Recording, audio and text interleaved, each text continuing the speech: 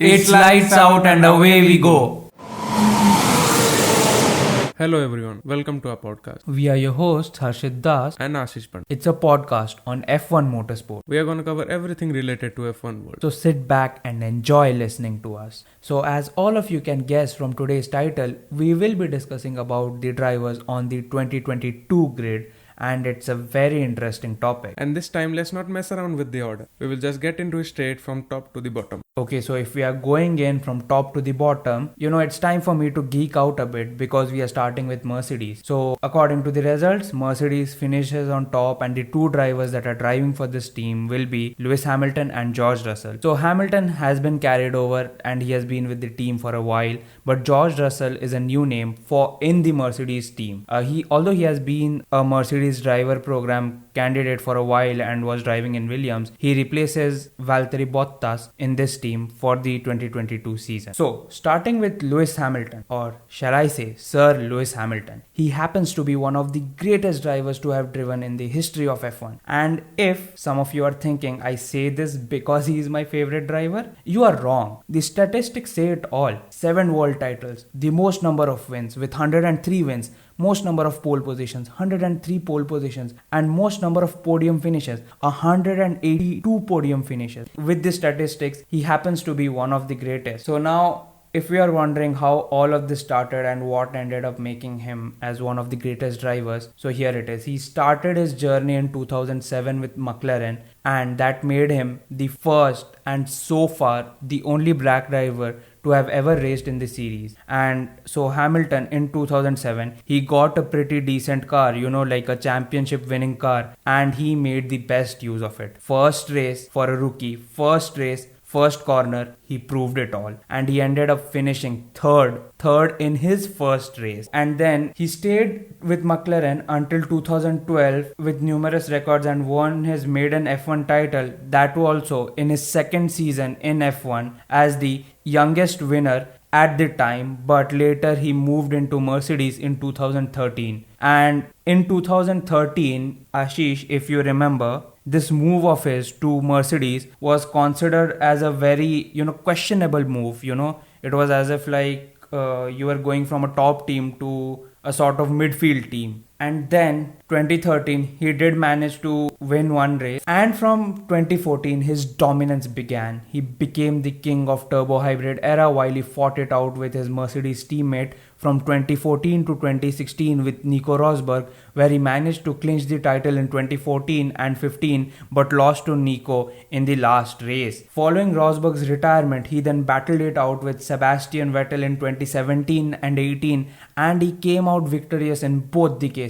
And then, in both cases, he had the championship winning car, but then to make sure that you take that championship winning car to make you a champion is a very special quality, and he has done that on multiple occasions. And I think in 2018, where Ferrari had the edge, he still managed to clinch the title. For 2019 and 20 season, according to the statistics, he really didn't face any serious competition, and he won his 5th and 6th world titles until the last year, that is 2021, where he and Max Verstappen were involved in a titanic battle till the last race and till the last lap. If I look back at 2021 season, it definitely was controversial. It had the best battles for what I have seen. And at one point, it kind of became where people started predicting, what Max Verstappen will win. And at that time, Hamilton was probably not leading.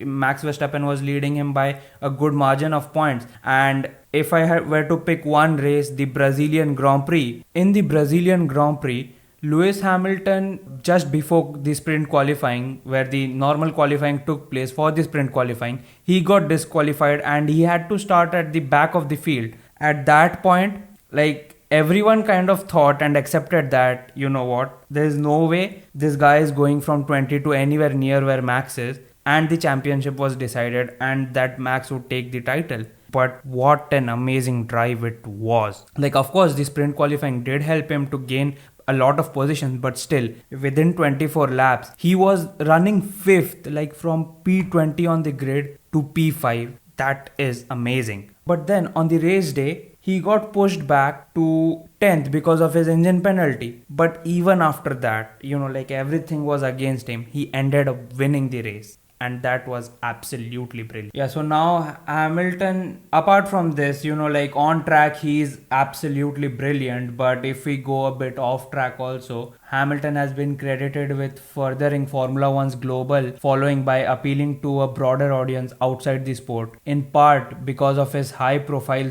lifestyle, environmental and social activism, and exploits in music and fashion industry. Ashish, did you know that he actually released a music, or let's say a soundtrack, with some, at this point I don't remember the name, but he did release a soundtrack that was pretty good, and then later people realized, okay, Hamilton has released a song track and all, and he's becoming a musician also. And apart from all of that, he has also become a prominent advocate in support of activism to combat racism and push for the increased diversity in motorsport. Hamilton was listed in the 2020 issue of Times as one of the 100 most influential people globally, and he was knighted in 2021 New Year's honor. So now, when we move on to the next driver in the team, that is George Russell. He's a pretty young driver and will be the future of Mercedes once Lewis Hamilton retires from F1. So he made his move to Mercedes from Williams, and now if you know and if you have heard our podcast on the teams, you might know that Williams is a backmarker team. So how does one go from a backmarker team to a title winning team? Well, simply you prove yourself, and he did. He has proven himself. The way he was pushing the Williams each and every race really showed that he has the potential. And in 2020, when Lewis Hamilton got COVID in the Sakir Grand Prix, if I remember, George Russell was called to fill in his shoes, and my god, he literally had only 3 hours of practice before he had to go and qualify for the race, and also before the beginning of the race. And in those 3 hours, he was barely off the pace of much experienced driver Valtteri Bottas. And in the race also, he was on his way to win it, but unfortunately, because of a series of punctures and bad luck and tire mismatching, it brought him down and he couldn't just win it. But finally, he gets a chance to prove his worth in Mercedes this year, that is 2020. So now, let's just go back to a past and see how George Russell has been. So George Russell, he has been a part of Mercedes' young driver program, but at the time Mercedes had the drivers it required. So he joined Williams in 2019 after he had taken the title of Formula 2 in 2018, and in Williams he spent 3 years. He proved himself thoroughly, and when he proved himself thoroughly, he was brought up into Mercedes for the 2022 season, and I really want to see how he will perform in the 2022 season,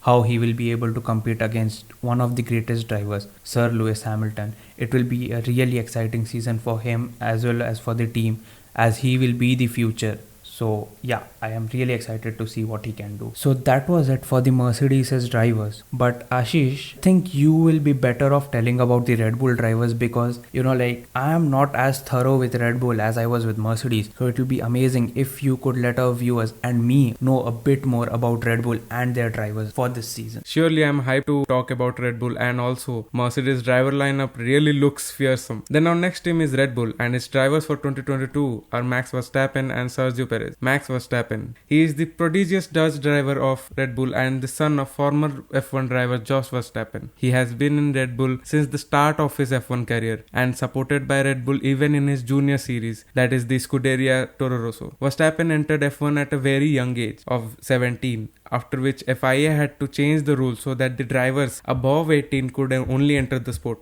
Can you see, this guy changed the whole rules and regulations. Yeah, that's one hell of an impact that your age made on the sport. Come on, many of the drivers that would have wanted to join a bit earlier now can't join. They just simply have to wait before they try their hands out with Formula 1. So that's really one hell of an impact. Seriously, this guy has an impact on F1 from his young age. But one thing I don't get it, didn't people doubt him when he joined Formula 1, 17-year-old kid? I am 18, I don't know how to drive a car properly. This guy enters Formula 1. Didn't people doubt him? But he has proved himself during his early ages, during his karting time, and also as he is the son of F1 driver Jos Verstappen, it proves that he has been practicing well. Yeah, that kind of makes sense, having a family background in Formula 1. Truly. In 2016, he won the Spanish Grand Prix race after his promotion to Red Bull and became the youngest driver and the first Dutch driver to win a F1 GP. Since then, he has been one of the top drivers who is worthy and capable of challenging the 7-time world champion Lewis Hamilton. He has won 20 races till now and with 6 podiums and 13 pole positions. That's an excellent record. Yeah,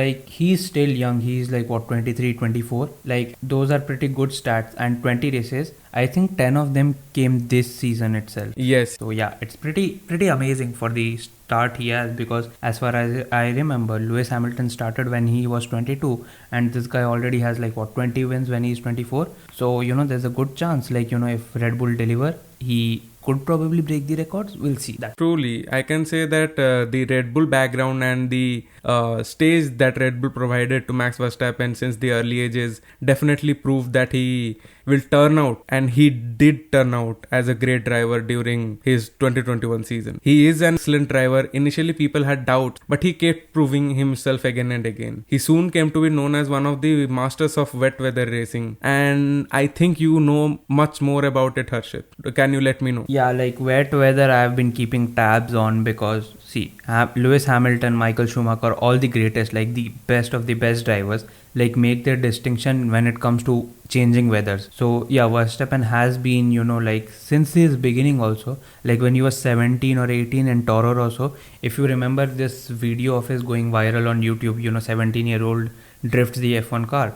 So from there onwards, and after that also, in many conditions, he has proved that he is like supreme in wet weather driving. It shows that he has a very diverse amount of skills. After his promotion, he was a title challenger, but the Red Bull machinery wasn't just capable enough. But finally, in 2021, his skills matched with the level of machinery, and he won the 2021 F1 World Championship and the first Dutch driver to do so. But wouldn't you say he's a bit aggressive when it comes to driving? I would say he is. As Sergio Perez, as a supporting driver, has been protecting him throughout the 2021 season. I would say he is aggressive and he is able to race on the front end, but if he wouldn't have been having the support that's provided by such experienced drivers, then maybe he wouldn't have won the world championship. Yeah, you go back to the 2021 Abu Dhabi Grand Prix, like if we remember, Perez, like he held up Hamilton for quite a time. I think like he reduced the gap by 10 seconds.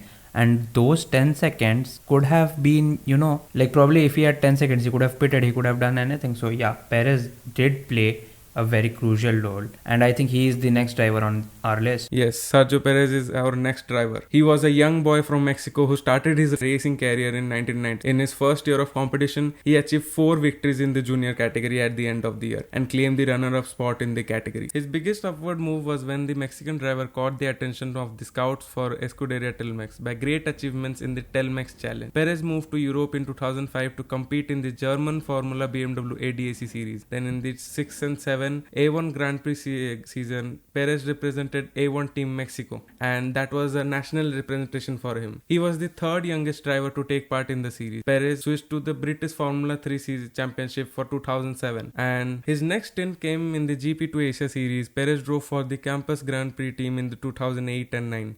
Partnering with Russian driver Vitali Petrov. He was the first Mexican driver to compete at this level of motorsport since Giovanni Aloi took part in the International Formula 3000 in 1990. He won his first GP2 Asia series at Sakir. Like a lot of what I am hearing about Sergio Perez is completely new to me. Like you've actually, monitored his career, or at least done enough research, because I kind of know him from like, let's say his starting of F1 days just. So that was really insightful to his previous career before he entered Formula 1. Truly, when I looked up on him, I found that he has taken steps. He didn't get this success at totally out of the blue. Some people like Max Verstappen can get because he is the son of F1 driver. So I can say that these kind of drivers do show that F1 is not only made for some of the selective drivers. His entry into Formula 1 happened through BMW Sauber as he joined the Sauber team for 2011 season. He became the 5th Mexican to compete in Formula 1 and the first since Hector Rebaque competed between 1977 and 1981. He also became a member of the Ferrari Driver Academy academy scheme in October 2010. He had a bumpy start to his F1 career with Sauber, but went on to have a decent enough run-up. His next stint came with McLaren in 2013 as Hamilton's replacement. Then in the subsequent season, he joined Force India. This was a big thing for him, as for next 5 seasons, Perez had an amazing stint with numerous glory moments that also became a legacy for Force India itself. But then the ownership changed and Force India was renamed to Racing, and Perez ended his career with Racing Point in 2020 with a win at Sakir Grand Prix. After the GP win, everyone hoped for Perez transfer to Red Bull as an experienced supporting driver for star kid Max Verstappen, and this hope became real for him. He got the stage he deserved. In 2021, he showed why he is regarded as a great driver and hope for another amazing season with Red Bull in 2020. Yeah, I would just like to reflect a bit on what you said about Perez. So yeah, Perez, he has always had the talent in him somewhere, but it was mostly with the underperforming machinery that he could never, properly challenge for a win over here. And 2021, I think, yeah, that was the time when he got he probably had the third best car on the grid until, because of his engine issues, he had to finish a bit lower, overall. So that's where, people kind of started recognizing, a bit more that, what, this guy actually has talent. He got a couple of podiums, he won a race. So at that point, Red Bull was quite unstable, having replaced Pierre Gasly already and Alex Albon also, who wasn't as promising as he was in 2020 season. So they needed someone a bit more experienced, and Perez was the perfect candidate. So he got the seat. So Harshit, I think you should take it up from here and continue the Mercedes engine saga. Yeah, I think I've got a thing for these Mercedes engines. So yeah, the next team, McLaren. So McLaren, okay, now we are not really talking about teams. Okay, let's go. The drivers. So McLaren has 2 drivers, Lando Norris and Daniel Ricciardo.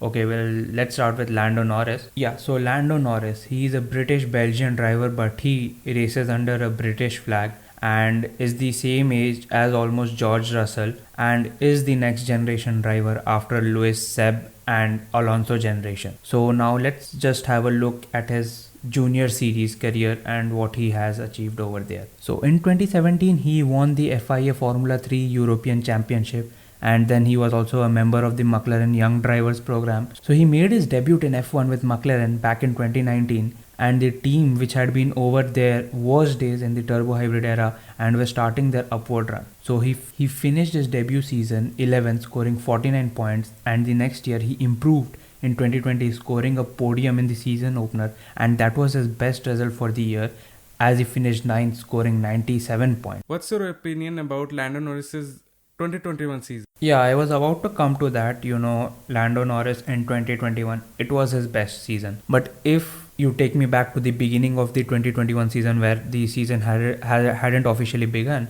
I wouldn't have expected it to be one of his best seasons. But that's what happened. So he was in the 3rd position in the Drivers' Championship for a good amount of time before he was overtaken by Valtteri Bottas of Mercedes, the best car. Okay, and then he sat in the 4th position for a very long time, but eventually he ended up 6th, but 160 points, which is a pretty good improvement over 97 which he had scored in 2020. And he scored 4 podium finishes, that's really amazing. And one of them was in Italy, where he finished 2nd, and that was his best finish ever.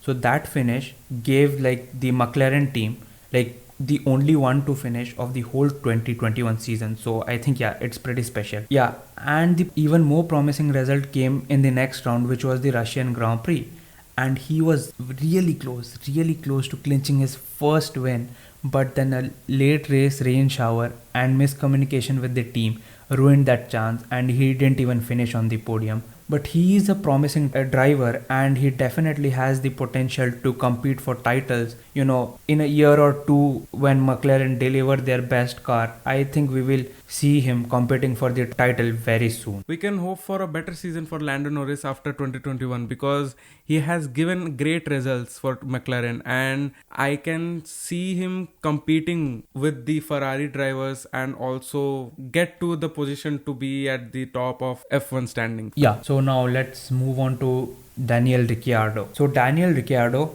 famously known as the Honey Badger or the Late Breaker, he is an Italian-Australian driver But then again, he also, like kind of like Lando Norris situation, he drives under the Australian flag. So Daniel Ricciardo, he joined the F1 grid in 2011 with the HRT team as a part of deal with Red Bull till the end of that season, until later in 2012 he moved to the Red Bull junior team, which is Scuderia Toro Rosso. So this is like another Red Bull prodigy. Like they got him through the Red Bull Junior Academy. He becomes a part of Toro Rosso. But then in 2014, he was highlighted when he replaced Mark Webber in the senior Red Bull team, and he managed to outshine then at the time 4 consecutively times the world champion Sebastian Vettel. Like that is on another level. Then after 2 years of no victory but a lot of podiums, a decent number of podiums, in the year 2016 he was joined by Max Verstappen. He finished third in the season ahead of Max Verstappen, with Mercedes being the dominant. So third for him was the best result he could expect. Then the next most famous move of his came in the 2017 Baku Grand Prix with his late braking and triple overtake. So that was like a very good move from him, and it was quite famous. And then in 2019 and 20 were a bit of dry spell for such a strong driver. He did manage to score a few podiums but wasn't able to win any races, because in 2019 and 20 he moved on to Renault, which wasn't as strong as Red Bull. But in 2021 he moved to Mclaren, and the team having finished third last year, he was expected to get wins and podiums. But the majority of a season was a struggle for him, and which was not at all expected, as he adjusted himself to the new car and the new Mercedes engine. He was beaten by a much younger teammate in the form of Lando Norris, but he did manage to take the win at Monza, which was quite spectacular, as he led every lap of the race from start to finish, and that was the only podium finish he got. After the 2021 season, seeing Ricciardo where he finished in 2021 was quite disheartening for many fans. Like he's a driver of very good caliber, and it was like literally unexpected to see him over there. So what do you think, Ashish? Like, I'm pretty sure you know about Ricciardo and the quality of driver he is. So what are your thoughts? Yes, I have watched Daniel Ricciardo's some races, and he had a very promising start. But after that, he had some major downfalls, and everyone expected that the move to McLaren will change his dry spells, but it isn't showing that. But we can hope that the regulation changes for 2022 can change his whole driving experience. But it is also a difficult thing because it's a new car again, so the same problem exists. What's your opinion about it? Yeah, but then when you see 2022, all the drivers get a new car, so it won't be new to only him. So I think that kind of levels the playing field for him and gives him another shot at getting adjusted as well as performing better. And I just hope he performs better, because after that there's a good chance I might just kind of start losing the faith on how great of a driver he is. But let's just hope that he'll come back stronger in 2022. Yes, let's hope for a good season for him. So our next team is Ferrari, the Italian legacy makers. It's a Ferrari. So our Ferrari driver lineup includes Carlos Sainz and Charles Leclerc. The first driver is Carlos Sainz. He is a Spanish racing driver, also known as the Matador from Grid Racing World, as he is the son of double world rally champion, also his namesake, and has brought some of his dad's driving skills to F1 circuit. The junior loves some delicious dose of drift for one. In 2012, Sainz raced in British and European F3 championships for Carlin. He raced for Dams in the 2014 Formula Renault 3.5 season, winning the championship before moving to the F1, which was his F1 debut with Toro Rosso. Another Toro Rosso guy. I think Red Bull owns, I think most of the drivers in this grid have passed from a Red Bull family, but I don't think they, stay quite well over there. I think the atmosphere is not really that great after all. True, none of them have become a senior driver for the team. So it does show that they aren't treating well their junior driver. So after entering F1's bull ring, paired alongside Max Verstappen at Toro Rosso in 2015,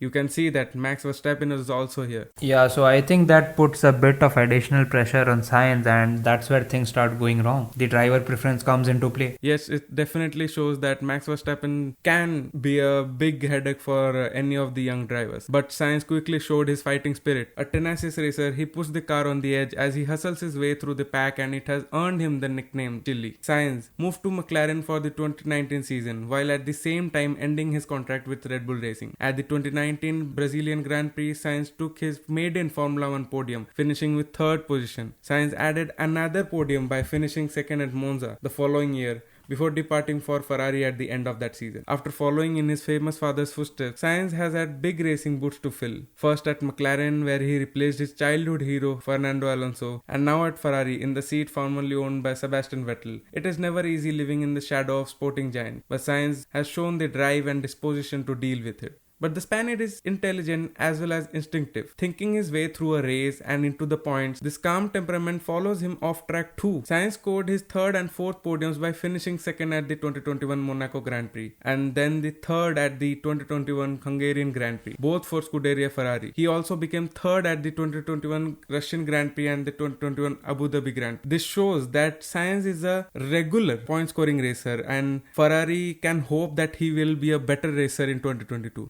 Everyone speculating that he will become the star racer for Ferrari in 2022 season. Yeah, by point scoring, I think you meant, podium finishing, given that he has the car. So, like, for a majority of 2021, he kind of had the fourth best car, and finishing on podiums were probably the best results he could expect for. But, I heard you saying about Sainz a lot, and I noticed that he hasn't had a win, but he has had many podiums. So I think he has now overtaken Nico Hülkenberg in terms of most number of podiums without win. That's true. He is just showing his promise by scoring podiums, but it isn't a win at all. And having a car like Ferrari, I can say that he should be getting wins. I'll just excuse him a bit. Like, he almost had the win at the last year's 2020 Monza Grand Prix, but that was taken by Pierre Gasly from Alpha Tauri, and Ferrari was a decent enough car, fourth, third, so he could have won, but I don't think there was really an opportunity this season where he could have potentially fought for a win. So I think Ferrari will be really promising next season. I mean, this season, that is 2022. So I really hope that he can clinch at least one win this season. What about your next star driver? The actual star driver of Ferrari, Charles Leclerc. Well, the actual star driver, Charles Leclerc, he is a Monegasque driver, born in the Mediterranean isle of Monaco. Leclerc arrived in F1 on a tidal wave of expectation, and I will come to this point at the end. Practically peerless on his way to the GP3 and F2 crowns in 2016 and 17, he showcased a dazzling array of skills, from scorching pole positions, commanding victory, winning back-to-back championships. Also taught Leclerc how to handle pressure, which is another useful tool in the big pond of F1 race. He made his F1 debut in 2018 for Sauber, for which he was a part of the Ferrari Driver Academy, dragged his Sauber beyond its limits and earning himself a money can buy a race seat at Ferrari for 2019, stepping into the shoes of the Scuderia's last world champion Kimi Raikkonen. He is a driver who is unafraid to go wheel to wheel with established number one Sebastian Vettel. The Tifosi had found another new hero, who then became the first man to outscore Vettel over a season with Scuderia, a feat he repeated in crushing fashion the following year. In 2019, he became the second youngest driver to qualify on pole position in F1 at the 2019 Bahrain Grand Prix. The 2019 season also saw Leclerc take his first career win in Belgium, followed by winning his first Italian Grand Prix as a Ferrari driver the week after. He won the pole trophy in the 2019 season, becoming the youngest driver ever and the first non-Mercedes driver to win it since the trophy's inception in 2014. Carlos Sainz joined Ferrari in Vettel's place for 2021, and while Leclerc largely did better in the qualifying and in the race head-to-heads between the pair, Sainz's consistency and 4 podium finishes ensured Leclerc was beaten by his teammate over the course of the season. Leclerc did have his fair share of bad luck in there, though most notably not being able to start his home race in Monaco after putting it on pole because of the crash.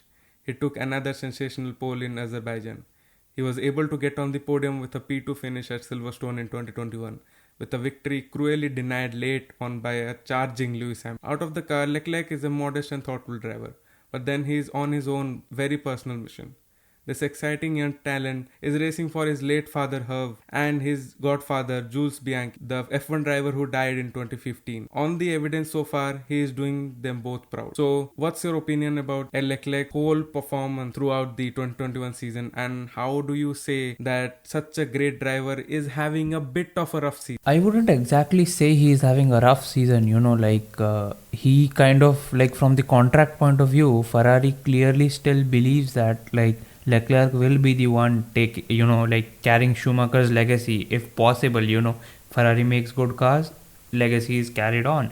But in the point system, Sainz consistency did pay off. But as you said, Leclerc had pretty unlucky moments. So I think if I would have to be rate both of them out, I would still say that Leclerc has the edge in certain cases because of his qualifying performance. So I wouldn't still rule out him having a bad season and all. Like Carlos Sainz did definitely outscore him, but I think next year also they will go equal. Like as Ferrari say, we'll treat them equally. But I see Ferrari, maybe preferring Leclerc initially. But if Carlos, regularly starts beating Leclerc, they'll immediately switch to Carlos. I would like to add too, because according to my point of view, Leclerc is an experienced driver, and as I have observed throughout the 2021 season, he has been a driver who has been consistent with his performance. He wasn't getting scoring points again and again or the podium finishes, but he was consistent and he did support Carlos Sainz at some point. So rooting those all out also isn't correct. It is true, he is the star driver for Ferrari, and I hope 2022 is a good season for him. Yeah, we'll just let 2022 season play out, and then probably we could have the discussion about Ferrari, who they put in their primary seat for the upcoming year. So why don't you go to our next team with the weakest engine in the whole F1? Yeah, the team which basically kind of you could say has the weakest engine and they just supply it to themselves. So Alpine F1 team, and their drivers Fernando Alonso and Esteban Ocon. So the first driver of Alpine F1 team, Fernando Alonso, is a Spanish racing driver and is considered to be one of the finest drivers to have graced the sport. He is a fiercely competitive driver and he is pretty good at defense. We could kind of relate him, like the today's generation could kind of relate him to Max Verstappen of his generation when he snatched the world championship from Michael Schumacher, which was a pretty brilliant feat, I would say. So let's kind of take a look at his career before he entered F1. So he started car racing at the age of 17, winning the Euro Open by Nissan in 1999 and was fourth in the International Formula 3000 Championship of the year 2000. After then, he began his F1 career with Minardi in 2001. And then Alonso in 2002 moved to Renault, initially as a test driver, but then he got promoted to the official driver in 2003. After that, we know he won his two of the World Drivers' Championship with Renault in 2005 and 6, becoming then the youngest pole sitter, the youngest race winner, and the youngest champion. After that, he then moved on to McLaren in 2007, where he was partnered with Lewis Hamilton. And there was quite a lot of friction during that time, at his time in McLaren, where he claimed that the British team was favoring the British driver, and then he kind of returned back to Renault in 2008 and 9, and then but he got a dream opportunity that every F1 driver craves, to drive for Ferrari, and Alonso drove for Ferrari from 2010 to 2014, finishing runner-up to Sebastian Vettel in 2010, 12 and 13, with the title battles in 2010 and 2012 going down to the last race of the season. A second stint at McLaren from 2015 to 2018 resulted in no further success. What I feel about Alonso, he has this incredible talent, but most of the time, he hasn't been able to get the machinery that he deserves. So if we take a look at his McLaren time, he kind of was outshined by Hamilton, but then he was on par with it. And F1 is and as we know, mental game is a very important part of F1, and if what he says is actually true, the team favoring a British driver, that could have seriously affected his performance. And when he went to Ferrari from 2010 to 2014 season, Ferrari probably had some of the worst cars that time, but still the way he managed to push, I think, the 2012 Ferrari to the title contention was absolutely amazing. He has this ability to probably take out 200% of the car, and that's what makes him one of the greatest. Yes, it truly shows that being a double-time world champion isn't that easy. and he did that feat and also competed with Michael Schumacher for so much time. It isn't an easy feat to do so. So the dry spells or the downfall, the rough seasons that he has with many of the teams, is just that the experienced driver did get a good machinery, and your point proves. Yeah, I would totally agree. Like majority, or let's just say like all of it. Like I think about 90% of him not being able to show up the results was because of poor machinery. But I mean, luck is also part of F1. Like you get the machinery, you get to prove yourself. But then, like after his second stint with McLaren from 2015 to 2018, he did decide to retire from Formula One. And at the time of his sabbatical, Fernando had won 32 Grand Prix, 22 pole positions, and 1,899 points from 311 starts. But after 2 years away from Formula One racing, he did manage to win 2 Le Mans races, and Alonso returned back to Alpine in 2021. There is something with him. He just can't stay away from racing and F1. Yes. And 2021 did prove to be a bit more fruitful than the McLaren days. At the 2021 Qatar Grand Prix, Alonso scored his first podium in 7 years. Everyone was excited when he got on the podium. Everybody, in the F1 community, everybody wanted to see him back on the podium and back to winning ways. He has twice been inducted into the FIA Hall of Fame, and he also runs an esports as well as a junior karting team and is a member of UNICEF Goodwill Ambassador. These are all the kind of, you could say, off-track things that he does to keep himself busy with racing. He is currently the only Spanish Formula One driver to have either won a Grand Prix or a World Championship. Why don't you talk about our young Esteban Ocon, who got his first win in last 2021 season? Yeah, of course, I'll have to talk about Esteban Ocon, as he is the second driver of Alpine F1 team. So Alpine F1 team and Esteban Ocon are both from France, so it's a perfect country pairing. And yeah, so if one word that describes Esteban Ocon's career, that would be sacrifice. And let's just have a look at his, how he began his F1 career, before he began his F1 career, before we move forward and take a look at his current F1 career. So back when he was just a promising karter, Ocon's parents sold their houses, put their jobs on hold, and began a life on road, living in a caravan and traveling from circuit to support their son's growing career. And finally, in 2014, it saw Ocon break through in the world of single-seaters as he beat a certain Max Verstappen to European F3 title. Ocon beat Max Verstappen then, and now it really seems, Max Verstappen is untouchable.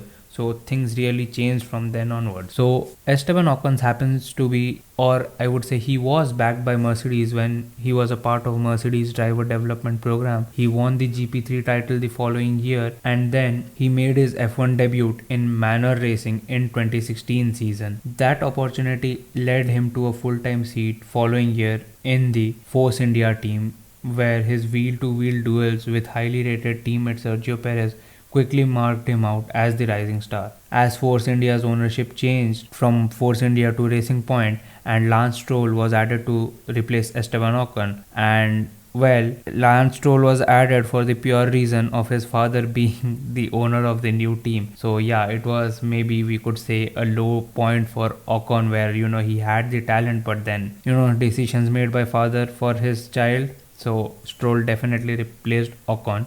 But since he was in the Mercedes driver development program, he served as Mercedes' reserve driver for the 2019 season.